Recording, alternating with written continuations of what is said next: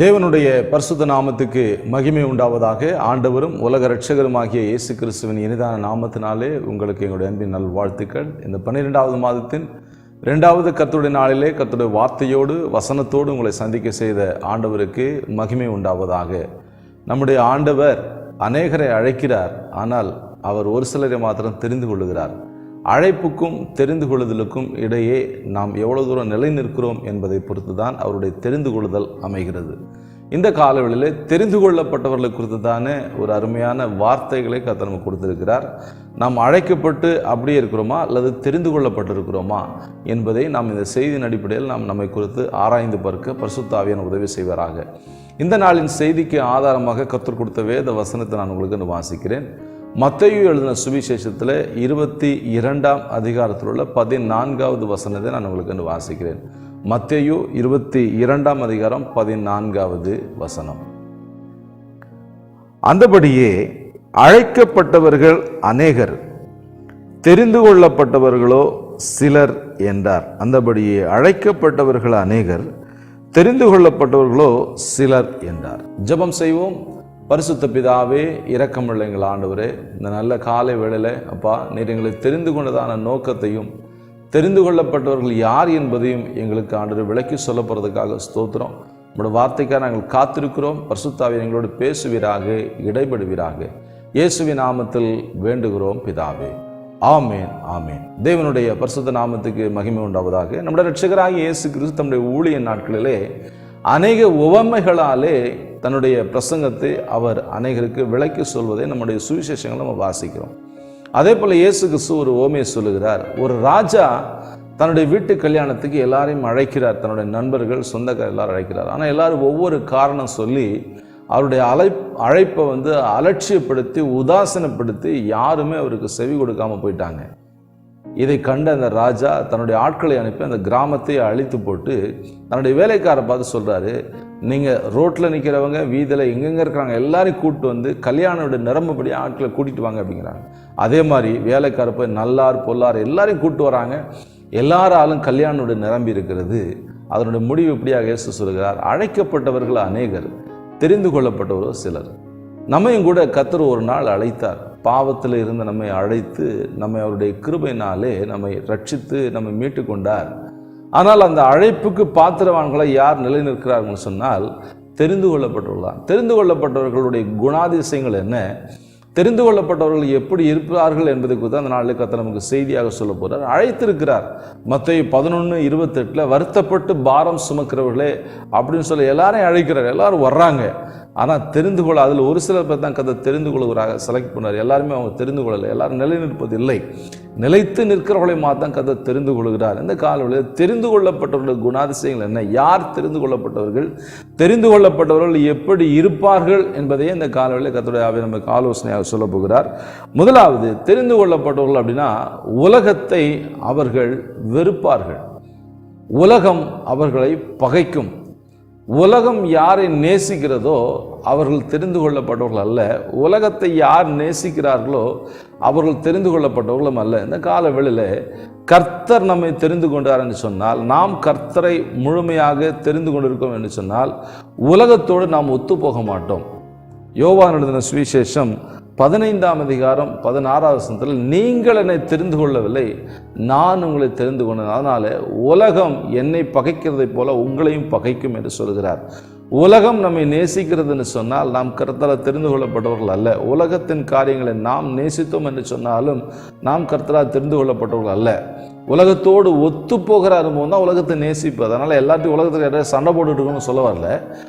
உலகத்தோடு ஒத்து போகக்கூடாது. உலகத்தின் காரியங்கள், உலகத்தின் ஆசாபாசம், சிற்றின்பங்கள், இது பிரபஞ்சத்துக்குரிய வேஷத்தோடு ஒத்து போவோம் என்று சொன்னால் நாம் கர்த்தரால் தெரிந்து கொள்ளப்பட்டவர்களாக வாழ முடியாது. ஒன்று, தெரிந்து கொள்ளப்பட்டவர்கள் உலகத்தோடு ஒத்து போக மாட்டார்கள், உலகத்தின் காரியங்களோடு ஒத்து போக மாட்டார்கள், அவர்கள் தேவனோடு இணைந்திருப்பார்கள். இரண்டாவது, தெரிந்து கொள்ளப்பட்டவர்கள் எப்படி இருப்பார்கள் சொன்னால் அவரோடு உள்ள ஐக்கியத்தில், விசுவாசத்தில் உறுதியாக இருப்பார்கள். லூக்கா எழுதின சுவிசேஷம் 10ஆம் அதிகாரத்தில் உள்ள கடைசி வசனங்களை நீங்கள் வாசிங்கன்னா, மரியாள் தன்னை விட்டு எடுபடாத நல்ல பங்கை தெரிந்து கொண்டாள். மார்த்தாள் தெரிந்து கொண்டது வேறு, மரியாள் தெரிந்து கொண்டது வேறு. மார்த்தாளும் இயேசுவை ஏற்றுக்கொண்டாள், மரியாளும் இயேசுவை ஏற்றுக்கொண்டாள். மார்த்தாள் இல்லத்திலே இயேசுவை ஏற்றுக்கொண்டாள், மரியாள் தன்னுடைய இருதயத்தில் இயேசுவை ஏற்றுக்கொண்டார். இதுதான் வித்தியாசம். அழைக்கப்பட்டவர்களும் தெரிந்து கொள்ளப்பட்டவர்களுடைய இடையே வித்தியாசம் இதுதான். நாம் இல்லத்திலே ஏற்றுக்கொண்டு இருதயத்தில் ஏற்றுக்கொள்ளாமல் இருந்தால் நாம் தெரிந்து கொள்ளப்பட்டவர்களாக இருக்க முடியாது. நாம் இல்லத்திலும் ஏற்றுக்கொள்ள வேண்டும், இருதயத்திலும் ஏற்றுக்கொள்ள முடியும். இயேசுவுக்கு ஏதோ ஒரு இடத்தை கொடுத்து விட்டு ஏதோ இயேசுவுக்கு ஒரே ஒரு நாள் வாரத்தில் ஞாயிற்றுக்கிழமை மட்டும் இயேசுவுக்கு இதெல்லாம் எனக்கு அப்படிங்கிற கணக்கு வைக்கிறவங்க கண்டிப்பாக அவருடைய தெரிந்து கொள்ளப்பட்டவருடைய ஸ்தானத்தில் இருக்க முடியாது. தெரிந்து கொள்ளப்பட்டவர்கள் தான் அவருடைய ராஜ்யத்தில் பிரவேசிக்க முடியும் என்பதை நாம் உணர்ந்து கொள்ள வேண்டும். தெரிந்து கொள்ளப்பட்டவர்கள் மாத்திரம்தான் அவரோட விசுவாசத்தில் ஆழமாக இருப்பார்கள், அவருடைய பாதத்திலே அமர்ந்திருக்கிறவர்களாக இருப்பார்கள். இயேசு பாதம் எனக்கு போதும் என்று அவருடைய பாதத்திலே அமர்ந்திருக்கிறவர்களாக அவரால் தெரிந்து கொள்ளப்பட்டவர்கள். இயேசுவின் பாதத்தை பற்றி பிடித்து கொள்கிறவர்கள் அவரால் தெரிந்து கொள்ளப்பட்டவர்கள். மரியாள் இயேசுவின் பாதத்தை பற்றி பிடித்து கொண்டால், தன்னுடைய வீடு மரண வீடாக மாறிப்போனாலும், தன்னுடைய சொந்த சகோதரனை இழந்திருந்தாலும் இயேசுடைய பாதத்தை அவள் விட்டுவிடவே இல்லை. மீண்டும் இயேசு அவளுடைய வீட்டை மரண வீட்டை தேடி வரும்போது உடனடியாக ஓடி போய் இயேசுவின் பாதத்தை பிடித்து கொண்டு அழுகிறாள். ஆண்டவரே, நீர் இங்கே இருந்து என்று சொன்னார் என் சகோதரன் மறுத்திருக்க மாட்டான் என்று அவருடைய பாதத்தில் விழுந்தான் அழுகிறாள். பிரியமானவர்களே, இயேசுவின் பாதத்தை விடாமல் பிடிக்கிறவங்க தான் அவரால் தெரிந்து கொள்ளப்பட்டவர்கள். நாம் இயேசுவின் பாதத்தை விடாமல் பிடித்து கொள்ள ஆண்டவர் நமக்கு உதவி செய்வாராக. யோபு சொல்லுகிறார், யோபுவின் சரித்திரம் 13ஆம் அதிகாரம் 15ஆம் வசனத்தில், அவர் என்னை கொன்று போட்டாலும் நான் அவர் மேல் நம்பிக்கையாக இருப்பேன். அவர் என்னை கொன்று போட்டாலும், இயேசுவால் தெரிந்து கொள்ளப்பட்டவங்க, தேவனால் தெரிந்து கொள்ளப்பட்டவங்க அவர் எந்த விதத்திலும் தூஷிக்க மாட்டாங்க, எந்த விதத்திலும் முறுமுறுக்க மாட்டாங்க. வருஷத்தின் கடைசியில் வந்திருக்கிறோம், இவ்வளோ நாள் ஜெபம் பண்ண எனக்கு ஒன்றுமே கிடைக்கல அப்படி நீங்கள் முறுமுறுக்கிறீங்களா? இயேசு மேலே நீங்கள் கசந்து கொள்றீங்களா? நீங்கள் தெரிந்து கொள்ளப்பட்டவர்களாக இருக்க முடியாது. நீங்கள் தெரிந்து கொள்ளப்பட்டவர்கள் சொன்னால் அவரோடு பாடுகளை சகிக்கணும், அவரோட காலதாமதங்களை சகிக்கணும், பதில் வராத ஜபத்துக்காகவும் காத்திருக்க வேணும். அநேக ஜபங்களுக்கு கத்தர் பதில் கொடுத்திருப்பார், அதுக்காக ஸ்தோத்திரம் பண்ணுங்க. அநேக ஜபங்களுக்கு கத்தர் பதில் கொடுக்காமல் இருப்பார், அதுக்காகவும் ஸ்தோத்திரம் பண்ணுங்க. அநேக ஜபங்களுக்கு கத்தர் மௌனம் காப்பார், அதுக்காகவும் ஸ்தோத்திரம் பண்ணுங்க. யோபு எல்லாவற்றிலும் நிதானமாக பேசினார் என்று யோபுவை சோதித்த ஆண்டவரே சாட்சி பகிர்கிறார். என் தாசனாகிய யோபு நிதானமாய் பேசினது போல நீங்க நிதானமாக பேசல என்று அவருடைய சகோதரர்களை, அவருடைய நண்பர்களை கடிந்து கொள்கிறார். இந்த கால வேளையிலே நாம் நிதானமாக இருக்கிறோமா? யோபுவுடைய போல நாம் எல்லாவற்றும் நிதானத்தோடு தெரிந்து கொள்ளப்பட்டுள்ளா இருக்கிறோமா? அவர் என்னை கொன்று போட்டாலும் அவர் மேல் நம்பிக்கையாக இருப்பேன். இப்படி சொன்ன யோபுவுடைய வாழ்க்கையில கர்த்தர் எல்லாவற்றையும் 2 மடங்கு திரும்ப கொடுத்தார். மரியாள் இயேசுவின் பாதத்தை பிடித்ததினாலே மரித்து போன லாசருவை மீண்டும் பெற்றுக்கொண்டாள். யோபு இரட்டத்தனையாக எல்லாவற்றையும் பெற்றுக்கொண்டார். இந்த காலவெளியில் நாம் எப்படி இருக்கிறோம்? நாம் ஆண்டவருடைய தெரிந்து கொள்ளுதலுக்குள்ள இருக்கிறோமா? தானியேலின் புஸ்தகம் 3ஆம் அதிகாரம் 28வது வசனத்தில் ஷாத்ராக், மேஷாக், ஆபேத்நேகோ என்பவர்களை எரியும் சூளையில போட்டாங்க. அவர்கள் தங்களுடைய சரீரங்களை குறித்து கவலைப்படாம தேவனை நம்பி தங்களுடைய சரீரங்களை ஒப்பு கொடுத்தாங்க. தேவனை இறங்கி வந்துட்டார். அக்கினி சூளையில போட்ட உடனே அவங்க கூட தேவன் உலாவ ஆரம்பித்து விட்டார். அக்கினியின் மனம் கூட அவர்களுடைய சால்வையில பட விடவே இல்லை. பரலோகத்தினுடைய உதவி அவர்களுக்கு கிடைத்தது. பிரியமானவர்களே, தேவனை நம்பி சரீரத்தை ஒப்பு கொடுத்தாங்க. நம்ம தேவனை நம்பி சரீரத்தை ஒப்பு கொடுக்குறோமா? நம்முடைய சரீரம் தேவன் தங்குகிற ஆலயம். அவரை இல்லாமல் நம்முடைய சரீரத்தை நாம் எந்த சேதத்தை ஏற்படுத்தக்கூடாது.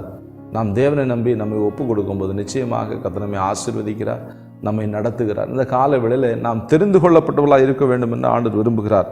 தேவனை நம்பி நாம் அர்ப்பணிக்கும் பொழுது நம்முடைய ஜீவன் அவருடைய பார்வைக்கு அருமையாக இருக்கிறது. பிரியமானவர்களே, நாம் தேவனை நம்பி நம்மை ஒப்பு கொடுப்போம். நிச்சயமாக கர்த்தர் நம்மை ஆசீர்வதிப்பார். முதலாவது, தெரிந்து கொள்ளப்பட்டவர்கள் உலகத்தை வெறுப்பார்கள். இரண்டாவது, தெரிந்து கொள்ளப்பட்டவர்களுடைய பாதத்தை உறுதியாக பிடிப்பார்கள். மூன்றாவதாக, தெரிந்து கொள்ளப்பட்டவர்கள் தேவனிடத்தில் பயபக்தியுள்ளவர்களாக இருப்பாங்க. எபிரேயர் 11ஆம் அதிகாரம் 7வது வசனத்தில், உணர்வில்லாத மக்கள் நடுவில் நோவா தேவனை பற்றிய பயபக்தியுள்ளவனாக இருந்தான். பக்தியினாலே அவன் நிரம்பி இருந்தான். பிரியமானவர்களே, வெள்ளம் வந்து வாரிக்கொண்டு போகிற வரைக்கும் நோவா காலத்து ஜனங்கள் உணர்வற்றவர்களாக இருந்தாங்க. அப்படிப்பட்ட சூழ்நிலையில் அவர்கள் நடுவில் நோவா நீதிமானாய், உத்தமனாய், தேவனால் தெரிந்து கொள்ளப்பட்டவனாய் இருந்தான். தேவனால் தெரிந்து கொள்ளப்பட்டவனுக்கு தேவனுடைய சத்தம் நேரடியாக வருகிறது. நமக்காக யாராவது தலைமையில கை வச்சு ஏதாவது தீர்க்கதரிசனம் சொல்லுவாங்களா, யாராவது ஏதாவது சொல்லுவாங்களா அப்படின்னு கேட்டுக்கிட்டு தெரியல. இந்த கால வேளையில் அதை நம்ம கொஞ்சம் யோசிக்கணும். நீங்கள் தேவனால் தெரிந்து கொள்ளப்பட்டவன்னு சொன்னால் தேவன் உங்களை நேரடியாக பேசுவார், உங்களுடைய குறைகளை சுட்டி காண்பிப்பார், நீங்கள் சரி செய்ய வேண்டிய காரியங்களை கர்த்தர் உணர்த்துவார். நீங்கள் உடனே சரி செய்யும்போது தொடர்ந்து உங்க கூட பேசிட்டே இருப்பார். உங்கள் வளர்ச்சிக்கு கர்த்தர் உதவி செய்வார், உங்களை சரியான பாதையில் கர்த்தர் நடத்துவார். நோவாவை சரியான பாதையில் நடத்தினார். நோவா கர்த்தருக்கு பயபக்தி உள்ளவனாக இருந்தான், கர்த்தருக்கு பயந்திருந்தான், நீதிமானாக இருந்தான்.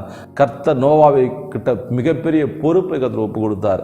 சபையை கட்டுகிற பொறுப்பை கொடுத்தார், பேழையை கட்டுற பொறுப்பை கொடுத்தார், பேழைக்குள்ள எல்லாவற்றையும் சேர்க்கிற வேலையை கற்றுக் கொடுத்தார். பிரியமானவர்களே, சபையை கட்டுவதற்கு நாம் பயபக்தி உள்ளவர்களாக இருக்கணும், தேவனால் தெரிந்து கொள்ளப்பட்டவர்களாக இருக்கணும்.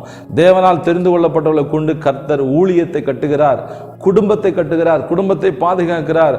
நோவாவினாலே அவனுடைய குடும்பம் பாதுகாக்கப்பட்டது பேழையினாலே. பேழைக்குள்ளே வைத்து நோவாவை அவனுடைய குடும்பத்தை கர்த்தர் பாதுகாத்தார். காரணம், நோவா தேவனால் தெரிந்து கொள்ளப்பட்டவனாக இருந்தான், தேவனுடைய பார்வையில் உத்தமனாக நீதிமானாக இருந்தான்.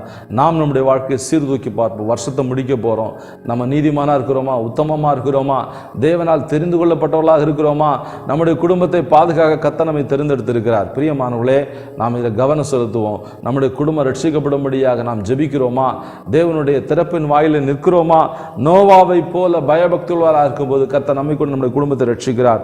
ஆதியாகமம் 7:1 பயபக்தியுள்ளவனாகி தன் குடும்பத்தை ரட்சிக்க அவன் பேழை உண்டு பண்ணினான் என்று வாசிக்கிறோம். எபிரேயர் 11:8 ஆபிரகாம் தேவனுக்கு கீழ்ப்படிந்தான், பயபக்தியுள்ளவனாக இருந்தான்.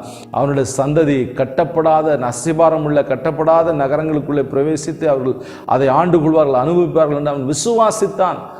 தேவனால் தெரிந்து கொள்ளப்பட்டவன் கர்த்தரை நம்பி விசுவாசிப்பான். அவன் சந்ததி அதே போல அவர்கள் கட்டாத நகரங்களில் அவர்கள் குடியிருந்தார்கள். பாலும் தேனும் ஓடுகிற தேசத்தை இஸ்ரவேல் மக்களுக்கு கர்த்தர் கொடுத்தார். இந்த கால வேளையில் நாம் விசுவாசிக்கும் போது, நாம் கர்த்தருக்கு பயபக்தியுள்ளவராக இருக்கும்போது நம்முடைய சந்ததி ஆசீர்வதிக்கப்படும். நம்முடைய சந்ததிக்கென்று கர்த்தர் பெரிய ஆசீர்வாதங்களை ஆயத்தம் வைக்கிறார். நம்முடைய சந்ததிக்கென்று வீடுகளை கர்த்தர் கட்டி வைக்கிறார். கர்த்தர் கட்டப்பட்ட நகரங்களிலே நம்முடைய சந்ததிகளை குடியிருக்க செய்வார். ஆபிரகாம் அதை விசுவாசித்தான். நீங்கள் அதை விசுவாசிப்பீர்கள் என்று சொன்னால் நிச்சயமாக கர்த்தர் அதை நிறைவேற்றி தருவார். உங்கள் பிள்ளைகளுக்காக கர்த்தர் காரியங்களை ஒழுங்குபடுத்தி கொடுப்பார். பிள்ளைகள் கர்த்தரால் வரும் சுதந்திரம், பிள்ளைகளை பாதுகாப்பதும் பிள்ளைகளுக்கு நல்ல எதிர்காலத்தை உருவாக்கி கொடுப்பதும் தேவன்தான். நாம் அற்ப மனிதர்கள், நம்மை கர்த்தர் வைத்திருக்கிறார். நாம் அவருடைய சத்தம் கீழ் நடக்கும் பொழுது நம்முடைய பிள்ளைகளை கர்த்தருடைய நாம் நடத்துகிற மிகப்பெரிய ஊழியத்தை செய்தாலே போதும், மீதியை கர்த்தர் பார்த்து கொள்வார். வானமும் பூமியும் அவருடையது.